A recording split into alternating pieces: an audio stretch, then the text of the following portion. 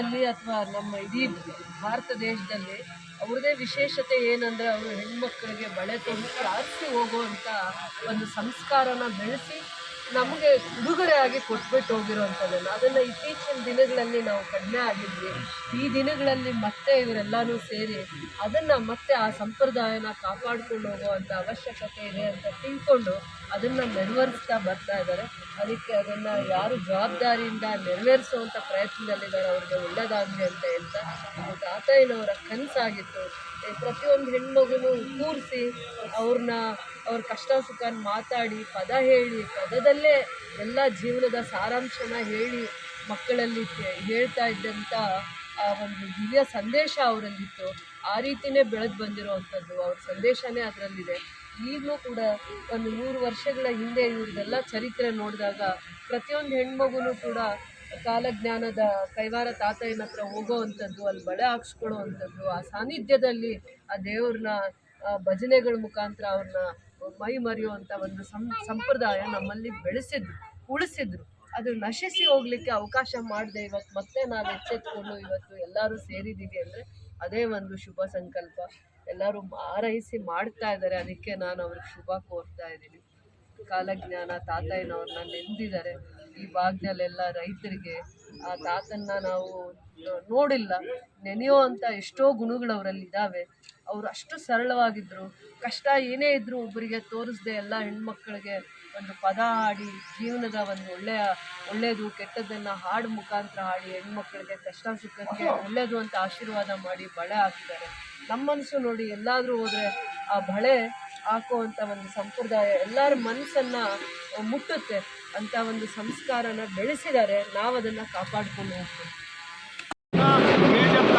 ನಮ್ಮ ಬಂಧು ಸಮಾಜದ ಎಲ್ಲ ಮುಖಂಡರು ಪಕ್ಷಾತೀತವಾಗಿ ಯುವಕರು, ತಾಯಂದಿರು, ಹಿರಿಯರು ಎಲ್ಲರನ್ನು ಒಳಗೊಂಡಂತೆ ಒಂದು ಸಂಭ್ರಮದ ವಾತಾವರಣವನ್ನು ವೇದಮಂದಿರದಲ್ಲಿ ನಿರ್ಮಾಣ ಮಾಡಿ ಅದ್ಭುತ ಮೆರವಣಿಗೆಯ ಮೂಲಕ ಈ ಕಾರ್ಯಕ್ರಮವನ್ನು ಯಶಸ್ವಿಗೊಳಿಸಲಿಕ್ಕೆ ಕಾರಣಕರ್ತರಾಗಿರ್ತಕ್ಕಂಥ ಸಮಾಜದ ಬಂಧುಗಳು ಮತ್ತು ಅದಕ್ಕೆ ಎಲ್ಲ ಸಹಕರಿಸಿದಂಥ ಎಲ್ಲ ಪ್ರಮುಖರು.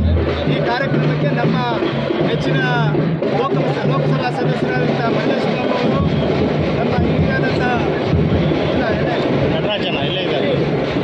ನಟರಾಜಣ್ಣವರು, ಬಾಬಣ್ಣವರು ಮತ್ತು ನಮ್ಮ ಧರ್ಮಾಧಿಕಾರಿಗಳಾಗಿರ್ತಕ್ಕಂಥ ಕುಮಾರಪ್ಪನವರು, ಸಮಾಜದ ಬಂಧುಗಳು ಎಲ್ಲರೂ ಸೇರಿ ನಮ್ಮ ಅಧ್ಯಕ್ಷರಾದಂಥ ವಕೀಲರಾದಂಥ ಕೆ.ಸಿ. ನಾಗರಾಜ್ ಅವರು, ವಿಜಯಣ್ಣವರು, ಪುರುಷೋತ್ತಮ ಅವರು, ಧನುಷ್ ಅವರು, ಗಣಿಯವರು, ಉದಯ್ ಅವರು, ಕಿರಣ್ ಅವರು ಮತ್ತು ಇನ್ನು ಅನೇಕ ಸಮಾಜದ ಬಂಧುಗಳೆಲ್ಲ ಸೇರಿ ಇವತ್ತು ಕಾರ್ಯಕ್ರಮ ವೇದಮಂದಿರದಲ್ಲಿ ನಡೀತಾ ಇದೆ. ಇದು ಯಶಸ್ವಿ ಕಾರ್ಯಕ್ರಮ. ತಾತಯ್ಯನವರ ತತ್ವಗಳು, ಕೀರ್ತನೆಗಳು, ಸಂಗೀತಗಳು ಎಲ್ಲರೂ ಕೂಡ ಎಲ್ಲ ಸಮಾಜಕ್ಕೆ ಮಾದರಿಯಾಗಲಿ, ಇದು ಎಲ್ಲ ಸಮಾಜದವರು ಸ್ವೀಕಾರ ಮಾಡಲಿ ಅನ್ನುವಂಥ ಮಾತನ್ನು ಈ ಸಂದರ್ಭದಲ್ಲಿ ಹೇಳ್ತಾ ಈ ಕಾರ್ಯಕ್ರಮ ಯಶಸ್ವಿ ಆಗಲಿ ಅಂತೇಳಿ ನಾನು ಶುಭ ಹಾರೈಸ್ತೇನೆ. ಧನ್ಯವಾದಗಳು. ಇಲ್ಲದೇ ಇರ್ಬೋದು. ಈ ನಾಡು ಸಾಧು ಸಂತರ ಶರಣರು ಜೀವಿಸಿ ನಮಗೆ ಮಾರ್ಗದರ್ಶನಗಳನ್ನ ಈ ಸೂರ್ಯ ಚಂದ್ರ ಈ ಭೂಮಿ ಮೇಲೆ ಇರುವ ತನಕ ಈ ಮನುಕುಲ ಒಳ್ಳೆಯ ನಡತೆಯನ್ನ ನಡಿಬೇಕು, ಒಳ್ಳೆಯ ಮಾತನ್ನ ಆಡಬೇಕು. ನಾವೆಲ್ಲರೂ ಕೂಡ ಸನಾತನ ಹಿಂದೂ ಧರ್ಮದ ಬಂಧುಗಳಾಗಿ ಎಲ್ಲ ವಿಚಾರಗಳನ್ನು ದೀರ್ಘಕಾಲಕ್ಕೆ ನಮ್ಮ ವಂಶ ಪರಂಪರೆ ತೆಗೆದುಕೊಂಡು ಹೋಗಬೇಕು ಅನ್ನುವಂಥ ಎಲ್ಲ ವಿಚಾರಗಳನ್ನ ಪ್ರತಿಯೊಬ್ಬ ಕುಟುಂಬದವರು ಕೂಡ ನಾವು ಅರ್ಥ ಮಾಡ್ಕೊಳ್ತಕ್ಕಂಥ ಪರಿಸ್ಥಿತಿ ಇವತ್ತು ಬಂದಿದೆ. ಜಗತ್ತಿನಲ್ಲಿ ಎಲ್ಲ ಕಡೆ ಯುದ್ಧಗಳಾಗ್ತಾ ಇದೆ.